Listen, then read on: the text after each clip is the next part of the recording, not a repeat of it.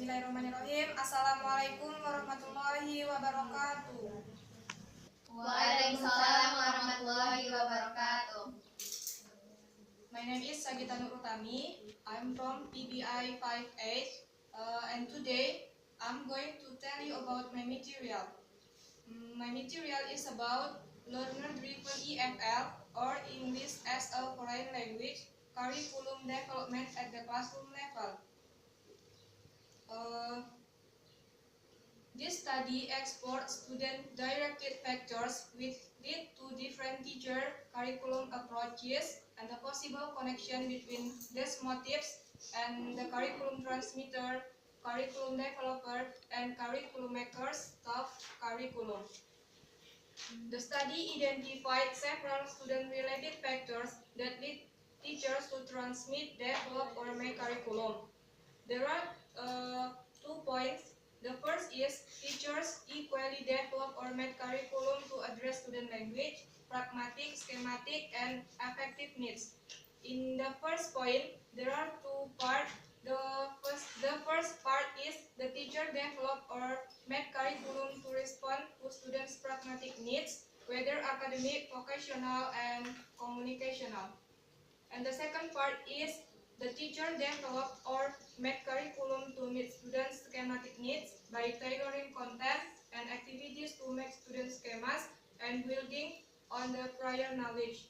And the second point is the teacher equally develop or make curriculum to address student affective needs in terms of motivation, interest, and content updating.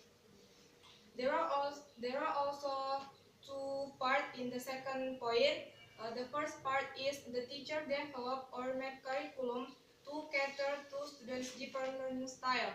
The second part is the teacher develop or make curriculum to address student content styles, whether predetermined, combined, and unpredictable.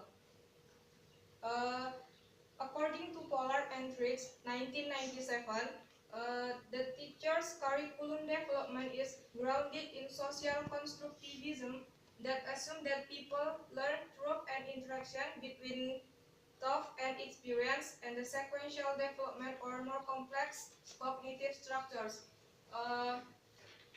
According to Snyder et al. 1992, there are 3 points that the findings clearly of the study's teacher. The first is curriculum developers, the second is curriculum makers, and the last is curriculum transmitters. The first point is curriculum developers. Curriculum developers closely approach their curriculum in the same way as the mutual adaptation approach. The second is curriculum makers.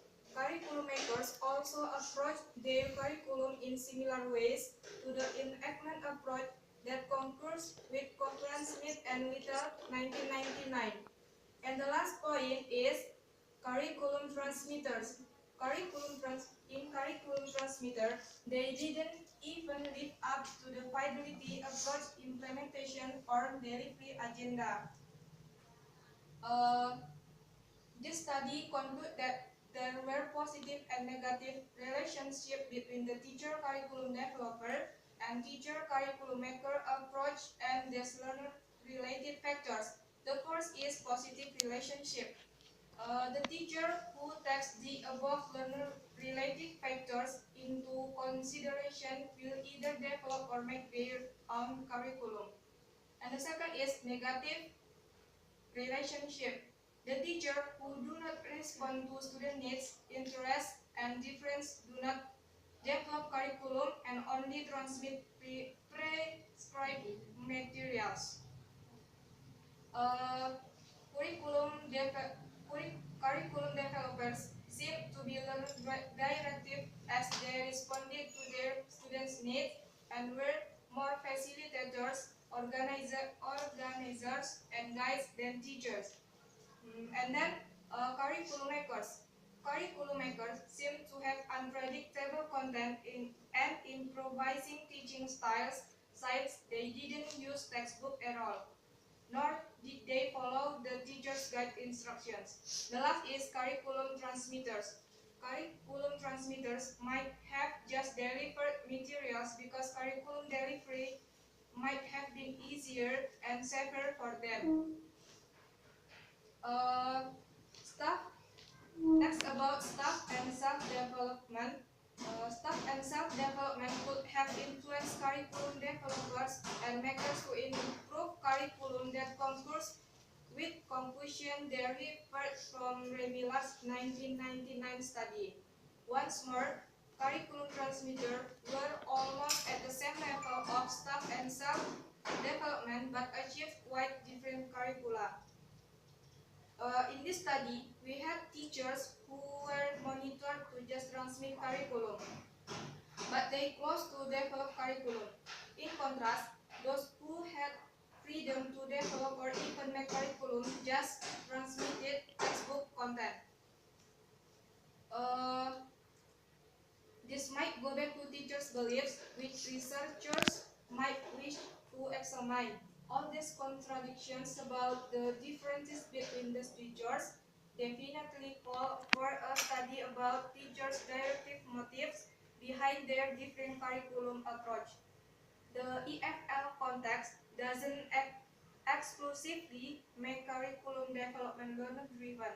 Rather, we cautiously believe that learner-driven motives would lead teachers to develop curriculum in similar ways in other similar contexts because case studies lead to theoretical rather than statistical generalization in which the reader can generalize the techniques and issues to their own context.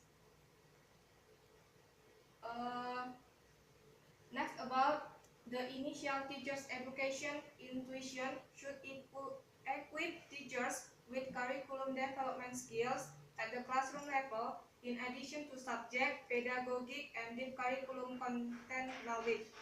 And the last, about policy makers should adopt broad curriculum development approaches that provide core skills and concepts that teachers address in their own ways and resources.